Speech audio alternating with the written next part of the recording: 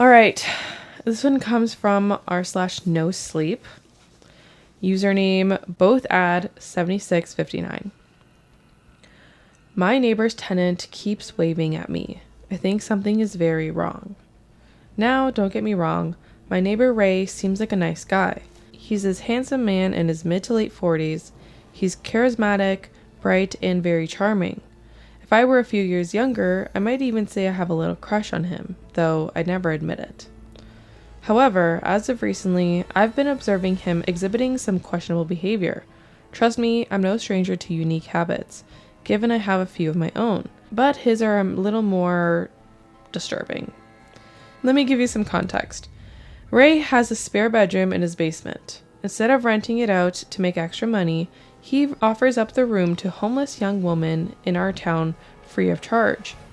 Now, to most people, this would appear to be a massive act of service done by a stand-up guy, but something about the whole situation is a little off. Before I start bashing Ray, I want to give him some credit. He had some normal hobbies that he kept up with. He loved to garden. He was constantly digging up his backyard, mulching it and tending to the various species of plants and trees that grew in a seemingly random pattern. This was normal enough, given a large majority of our community had taken up gardening as a hobby. He would even have some of the women he let stay in his house to help out. I had often seen them digging holes and watering plants under Ray's supervision. However, this would never last long, given that these ladies wouldn't stay longer than a month or two, and I didn't see much of them. I remember being confused the first time I watched him ushering one lady into the home. Being the nosy neighbor I am, I had asked him who she was later that day, assuming she was a family member of his who was passing through our tiny rural town, or maybe even a lover he was trying to keep discreet. But when Ray responded, he got all excited and childlike. "Oh, those are some homeless girls I've been taking care of. I love to look out for homeless population in town. Wanted to make sure they have a safe place to sleep and a nice meal to eat each day."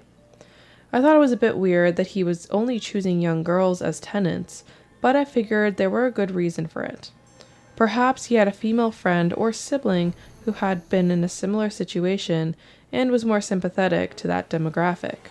At the end of the day, it seemed like a wholesome, innocent contribution to society. At least that's how I tried to view it, despite the gnawing feeling in my gut and blaring sirens sounding in my head.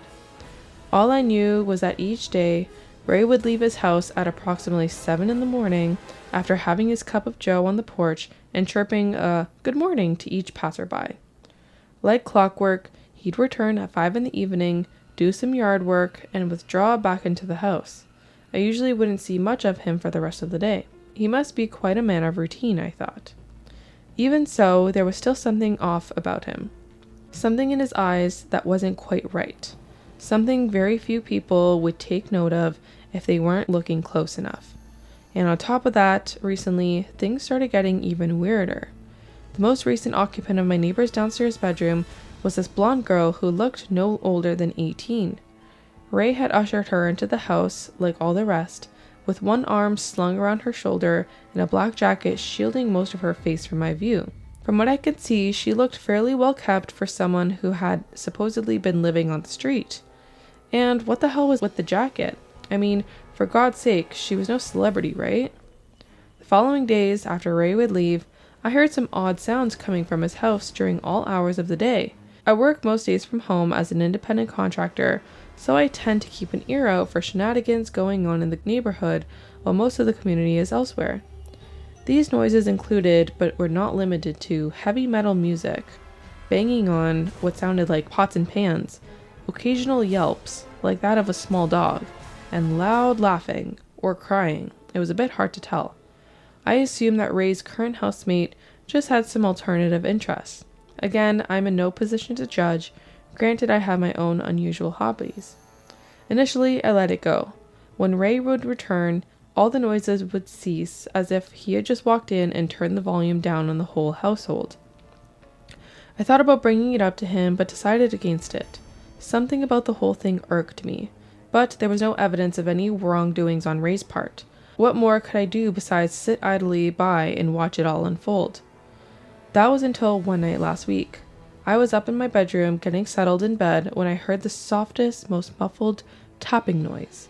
It came in increments. Tap, tap, tap, pause. Tap, tap, tap, tap, pause. Tap, tap. At first, I simply ignored it. But after almost 15 minutes, the tapping had grown louder and seemingly more urgent, coming in more frequent increments. I found myself searching for the source, during which time the noise had almost driven me to the brink of insanity.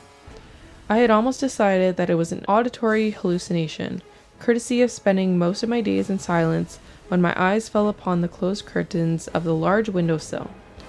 Perhaps the tapping was coming from outside. I peeked through the curtains in an attempt to scan the surroundings of my home.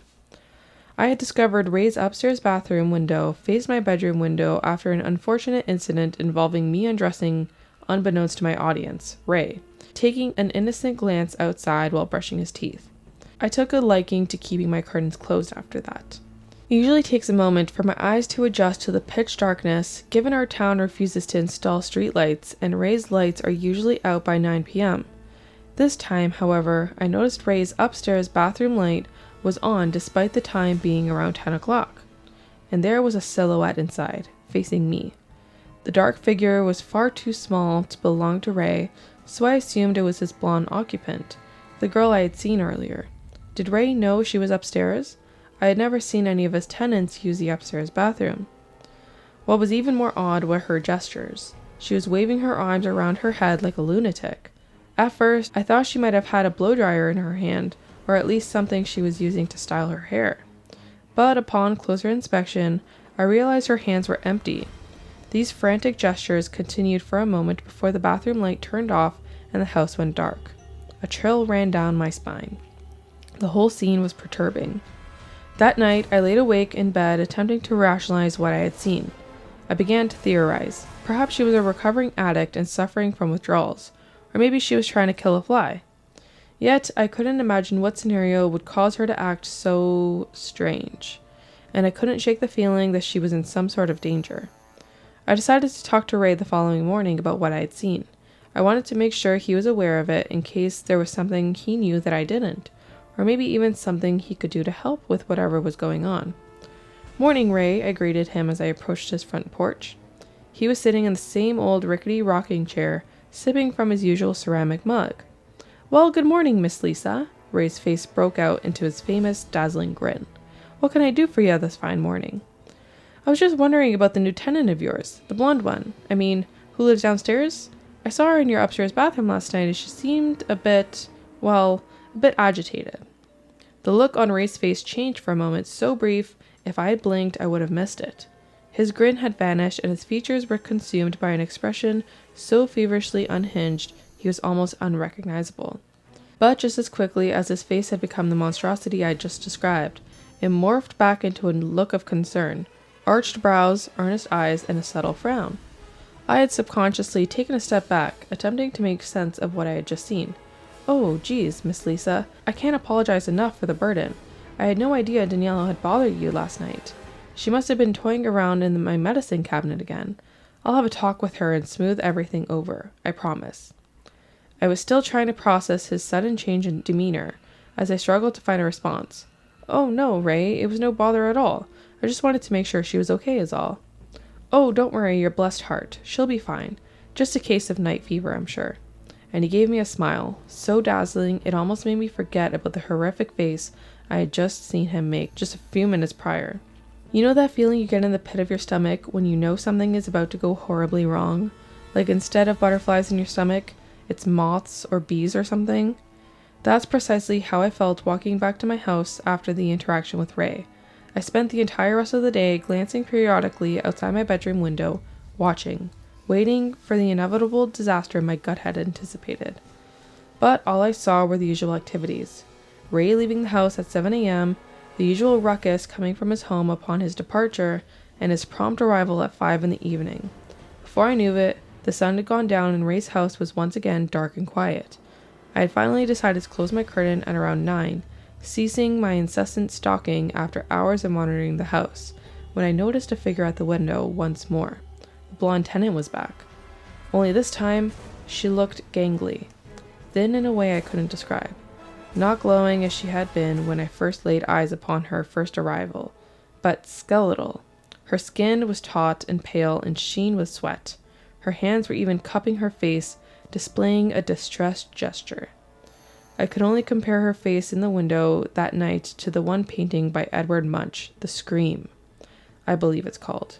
The only difference was her mouth was closed. Her eyes were wide.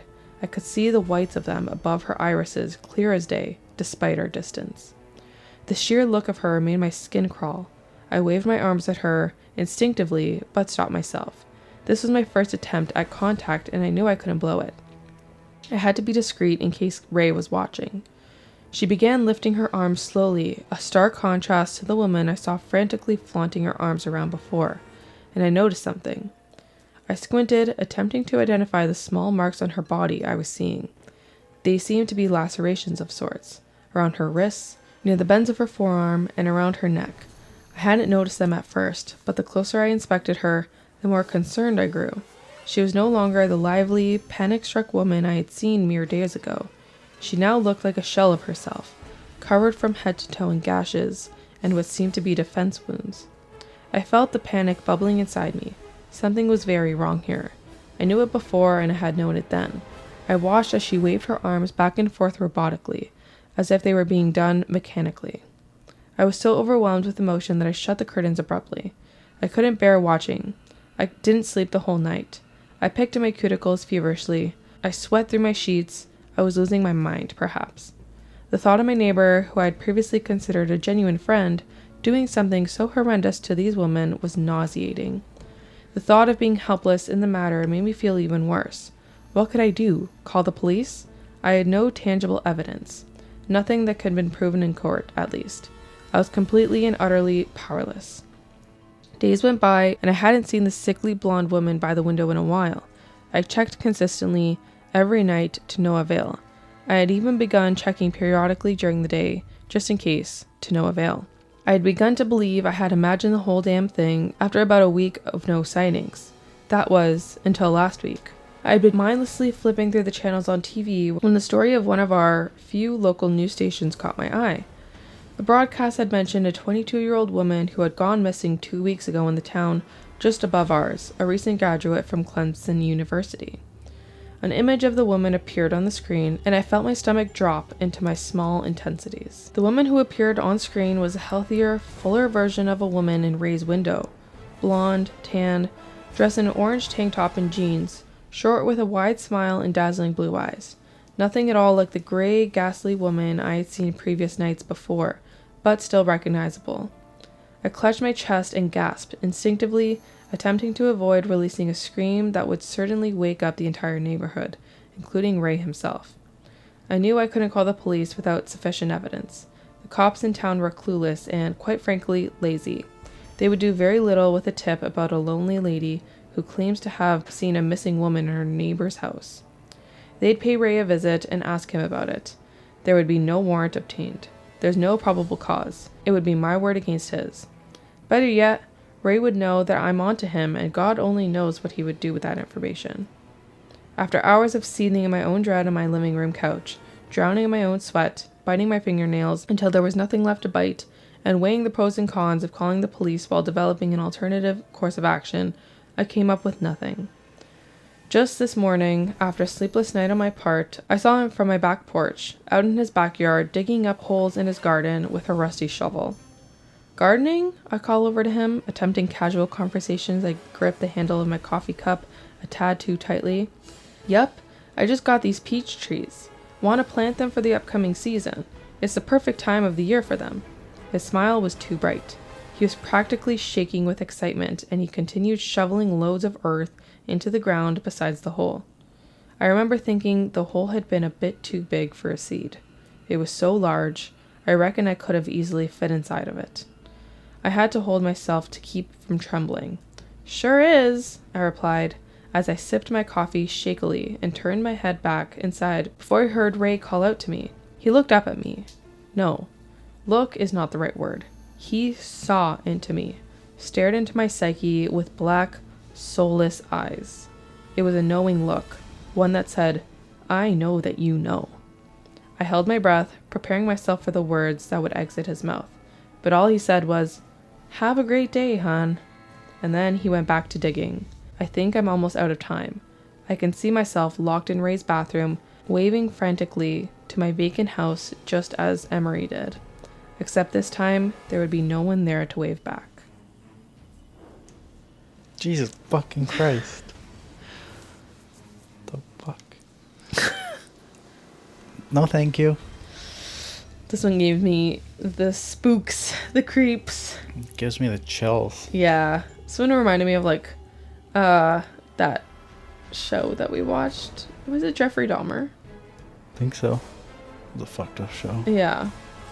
So this one was a work of fiction. Yes. So, just in case people are screaming at us, "Oh my gosh, call the police, call the police." No, it is a work of fiction, but I just thought that OP had like a really good writing style that like it really creeped me out.